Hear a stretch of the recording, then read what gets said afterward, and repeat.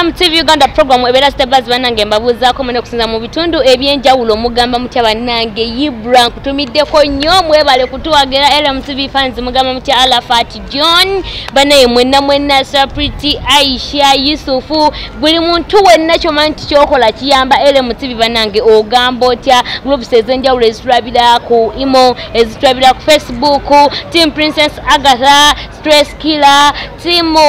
ya mwana muwala de Queen Frida Mbabazi eyo banange mugamba mutya buli timu yonna ku Facebook mukola kyamani timu Jackie banange mugamba mutya mbagala nnyo nenga tewerabira mwana Mlensa Lawrence yali behind the camera tenecta nabitematema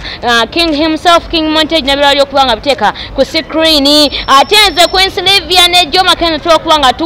tugakusamuliza amawulire program ebera stable soso mulangi kola mwana mwala Queen Sylvia wamune mnange Joma Kenzi banange muri mutya mugamba mutya emirimu gye mukwasaganya mujebale jonna abali mbutale banange mwenna banange mbebaliza damwe bale ku Satafari ku LMTV Uganda mwe bale ku Jigzimba bamusubscribinga mba mutade Tafari ate gwe teweyagaliza wekawe yagaliza ne munno asobola okuzimba ku LMTV Uganda asobola okugamba nti munange nange nasaka Tafari kweyo LMTV temundabirawo nange ndiwowo oshegera ninga banange mbebaza byonna bye mukwasaganya mbebaza byonna bye mutukolera mwebale nyona moje mukolera emirimu jamu mwebale kikwasaganya nti Uganda yakwasaganya yakufanya kazi oshegera naye nga amanya Joma Kenzi banange mu mawulire getulinawo nako lwalero mu program site basonsomola tubasonsomola naye nga tubasonsomola n'amawulire gakwataganidde ku ba-celebrity bamwe amawulire tulina mangi nnyo ddala amawulire agankwasiza ennaku nganza omukyala yagulire erya MP Judith Babirye Judith Babirye omukyala oyo egulire nno ngenda kulyogera nga newombese nga nkwatibwako nnyo ennaku omukyala yenna ekintu kyeyandibadde ng'akyagala nga bamaze omukuba embaga amaze okufuna erinnya ery'omusajja kubanga we bakuba embaga ofuna erinnya ery'omusajja amaze okuwa erinnya ly'omusajja lyennyini ate